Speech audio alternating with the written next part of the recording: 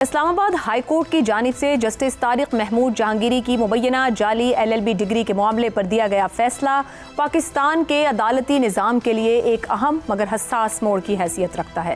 Chief justice سرفراز ڈوگر کی سربراہی میں 2 رکنی بینچ نے فیصلہ دیا ہے کہ جسٹس طارق محمود جہانگیری کی بطور جج تعیناتی غیر قانونی تھی، کیونکہ ان کے پاس آرٹیکل 175 کے تحت مطلوبہ اہلیت موجود نہیں تھی۔ عدالت نے وزارت قانون کو انہیں ڈی نوٹیفائی کرنے کی ہدایت جاری کی ہے۔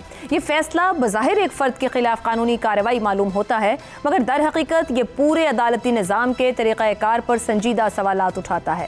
سب سے بنیادی سوال یہ ہے کہ اگر کسی شخص کی تعلیمی اہلیت میں سقم موجود تھا تو وہ ضلعی عدالتوں سے لے کر ہائی کورٹس اور پھر سپریم کورٹ کے ایڈوکیٹ کے درجے تک کیسے پہنچا؟ مزید یہ کہ وہ اسلام آباد ہائی کورٹ کے جج کے طور پر 28 دسمبر 2020 کو کیسے تعینات ہو گیا؟ جسٹس طارق محمود جہانگیری نے 1992 میں اسلام آباد بار ایسوسی ایشن میں شمولیت اختیار کی، 1994 میں ہائی کورٹس کے ایڈوکیٹ بنے اور 2008 میں سپریم کورٹ کے ایڈوکیٹ کے طور پر نامزد ہوئے۔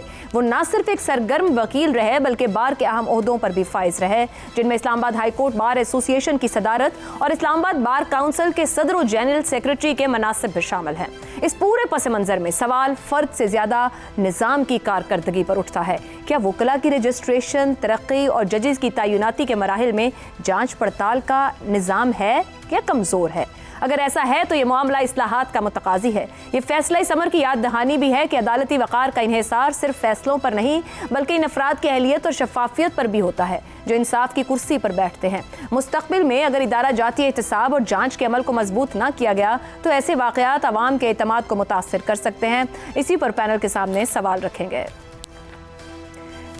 جعلی ڈگری کیس، طارق جہانگیری نااہل، اسلام آباد ہائی کورٹ کے جج کی کرسی تک رسائی صرف قابلیت کا نتیجہ یا نظام کی خاموش کمزوریوں کا ثمر؟ زیغم صاحب۔ دیکھیے، اس خبر کے بعد مجھے تو لگتا ہے کہ میرے پاس کہنے کو کچھ نہیں ہے۔ جس سائڈ کی بھی آپ بات مانیں اس کیس کی تو آپ کو کٹہرے میں تو پاکستان کا نظام انصاف نظر آتا ہے، پاکستان کی اعلیٰ ترین عدلیہ نظر آتی ہے۔ کیا واقعی پاکستان کی ایک اتنی بڑی ہائی کورٹ کا جج منا بھائی MBBS تھا جس کے پاس بنیادی ڈگری نہیں تھی اور وہ اتنے بڑے منصب پر بیٹھا ہوا تھا؟ اور اس فیصلے کے مطابق یہ جو وائڈ ایب انیشیو بنتا ہے کہ ان کی تقرری پہلے دن سے ہی ختم تھی، جواز ہی نہیں ان کی تقرری کا، وہ پہلے دن سے ہی جج نہیں تھے، تو پھر منا بھائی MBBS نے اب تک جو آپریشن کیے ہیں ان کا کیا بنے گا؟ جو اتنے کیسز ان کے سامنے آئے ہوں گے، جو انہوں نے فیصلے کیے ہوں گے، وہ کیا بنے گا؟ اور اتنے ہی اہم سوالات دوسری سائیڈ نے پروسیجرز کے بارے میں اٹھائے ہیں، مینٹینیبلٹی کے بارے میں، مثال کے طور پر کہ مینٹینیبلٹی میں جو فیکٹس کو، حقائق کو کنٹیسٹ کرنے کا موقع ملنا چاہیے تھا ملزم کو، جو خود جج صاحب ہیں، وہ ان کو موقع نہیں دیا گیا۔ اور جو فیکٹس ہیں وہ ایسے ہیں جن پر گفتگو ہو سکتی تھی، ڈسپیوٹڈ تھے، اور جب فیکٹس ڈسپیوٹڈ ان پر بات ہو سکتی ہو تو یہ کیس ٹرائل میں جانا چاہیے تھا، صحیح، اور اس کو ٹرائل کورٹ کو دیکھنا چاہیے تھا، اس کے بعد آگے جانا چاہیے تھا۔ اور اور پھر تیسری بات کہ چیف جسٹس صاحب جو ہے ان کے کنفلکٹ آف انٹرسٹ کا معاملہ بھی اٹھایا گیا، کیونکہ یہ ان ججوں میں سے ہیں جنہوں نے چیف جسٹس صاحب کے خلاف درخواست بھی دی تھی۔ درست ہو گیا۔ اب جج صاحب کے پاس موقع موجود ہے، وہ آگے ہائی کورٹ میں بھی بڑے بینچ کی درخواست کر سکتے ہیں چیف جسٹس کے بغیر، وہ فیڈرل کانسٹیٹیوشن کورٹ میں بھی جا سکتے ہیں۔ لیکن ایک سوال یہ بھی موجود ہے کہ آخر یہ کیس سپریم جوڈیشل کونسل کے پاس کیوں نہیں گیا؟ کیا آئندہ جج اس طریقے سے برطرف کیے جائیں گے؟ تو جوابات کم ہیں اور سوالات زیادہ ہیں، اور ہمیں اپنے پورے نظام انصاف کو دیکھنے کی ضرورت ہے۔ رضا رومی صاحب، واقعی سوال بہت زیادہ ہیں۔ کیا واقعی جعلی ڈگری والا جج بن گیا، 20 سال، 15 سال یا 17 سال کا کریئر رکھتا ہو؟ کیا ججوں کی تعیناتی کا موجودہ طریقہ شفاف ہے آپ کے خیال میں، یا پھر اس کے اندر خاموش سمجھوتے شامل ہیں؟ دیکھیے، شفاف تو نہیں ہے، کیونکہ اگر ایسا ہوتا معاملہ تو آج جس نہج پر پاکستان کی عدلیہ اور لوگوں کا اعتماد عدلیہ اور انصاف کے نظام کے اوپر ہے، وہ یہاں نہ پہنچا ہوتا۔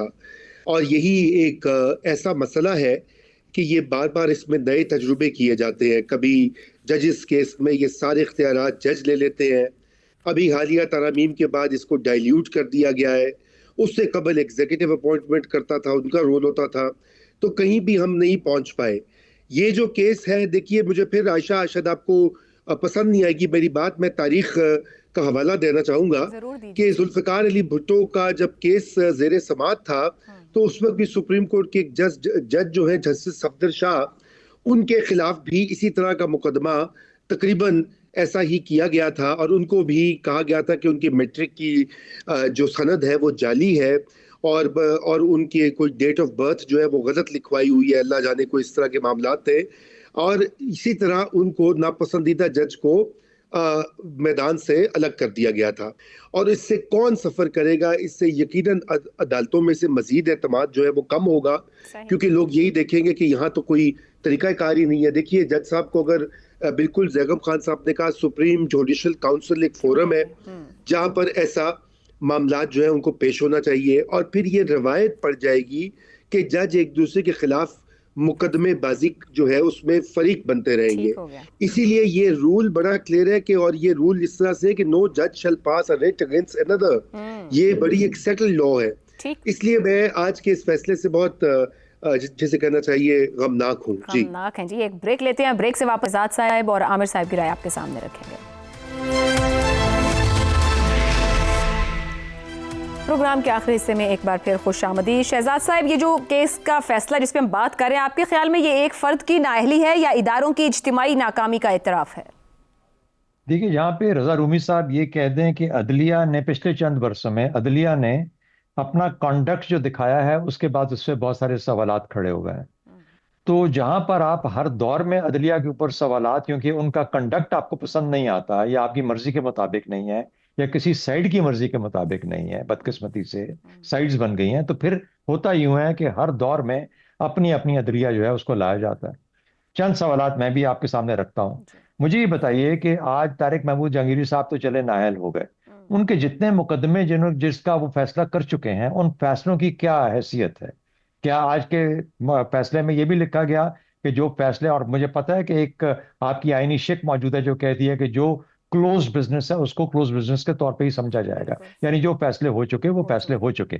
اب اگر ایک جج پچھلے اتنے سالوں سے فیصلے دے رہا تھا اور وہ آپ نے اپنے انصاف کے نظام کا حصہ بنا دیا ہے, آج آپ کس منہ سے کہہ سکتے ہیں کہ یہ جج اب اس قابل نہیں رہا کہ اپنا کام کر سکے کیونکہ یہ نااہل ہے؟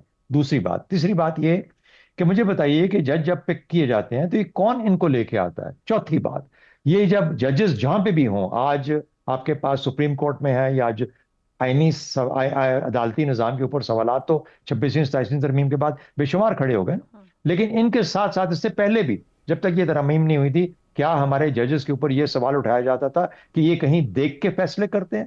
اور اگر ایسی بات تھی تو عدالتی نظام تو آپ کا تب سے خراب ہے. ٹھیک.